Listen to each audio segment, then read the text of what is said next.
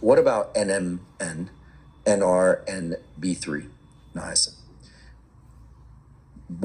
How does one, I want to know what you do. I also want to know what I should do.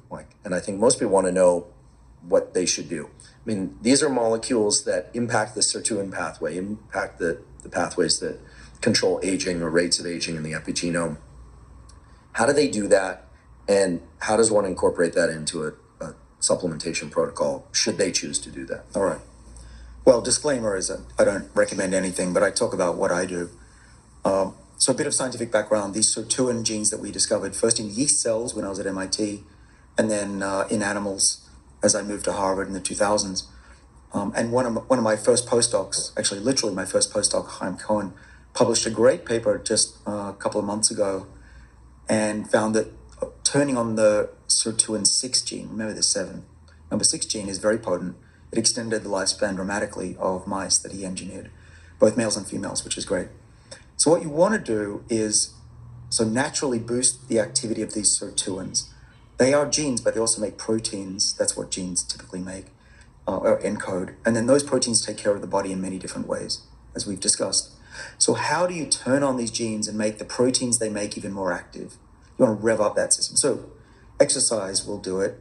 Fasting will do it. What about supplementation? Well, the first activator of the sirtuins that we discovered that acts on the enzyme to make it do a better job of cleaning up the body and protecting was resveratrol. We looked at thousands of different molecules, eventually tens of thousands. And the one that was the best was resveratrol in the dish. And then we gave it to little organisms, worms, and then flies and mice, eventually humans. And we saw that it activated that enzyme. So resveratrol is one way to activate it. You can think of it as the accelerator pedal on a car. It revs it up. But there's something else that the sirtuins need to work, and that's NAD.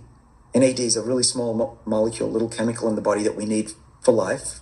It's used by the body for chemical reactions, 400 different reactions in the body, and without it, you're dead within seconds. You need NAD. The problem that we've seen is that NAD levels decline as you become obese, as you get older, if you don't ever get hungry.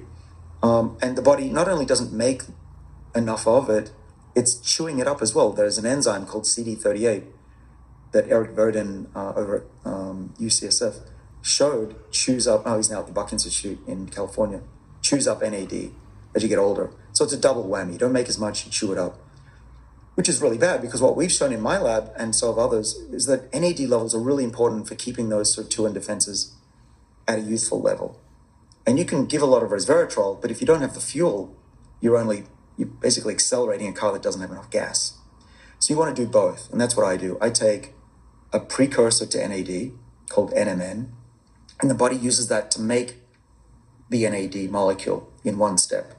And so I know from measuring dozens of human beings that if you take NMN for the time period that I do, I've been taking it for years, but if you take it for about 2 weeks, you'll on average, double your NAD levels in the blood. Wow. Okay, that's not public information. That's from clinical trials that are not yet published over the last 2 years. Not yet published. There are other ways to increase NAD levels in someone like me who's getting older, 52 now. You can take NR, which is used to make NMN, which is used to make NAD. And both NMN and NR are sold by companies in the US.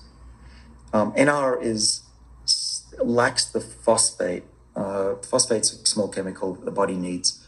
You've probably heard of the atom phosphorus. Let's go back one step. How do you make NR? NR gets made from vitamin B3 often. You can also find it in milk and other foods. But sometimes people ask me, why don't you just take vitamin B3 and won't that just force the body to make NAD? And the answer is no, it doesn't work very well. We know this just by doing the experiment. But the reason I think is that NAD is I said it's a small molecule, but relative to vitamin B3, it's big. It's got those phosphates on there. It's got a sugar. It's got the vitamin B attached. So you've got all these components that come together to make this very complicated little molecule called NAD. And when you give NMN, it contains all three components that the body needs to make NAD. If you give NR, or just vitamin B3, which is an even smaller molecule, the body has to find these other components from somewhere else. So where do you get phosphate? Well, body needs it for DNA, needs it for bones. So high doses of something that requires additional phosphate makes me a little concerned. And we have compared NMN and NR head-to-head in mouse studies.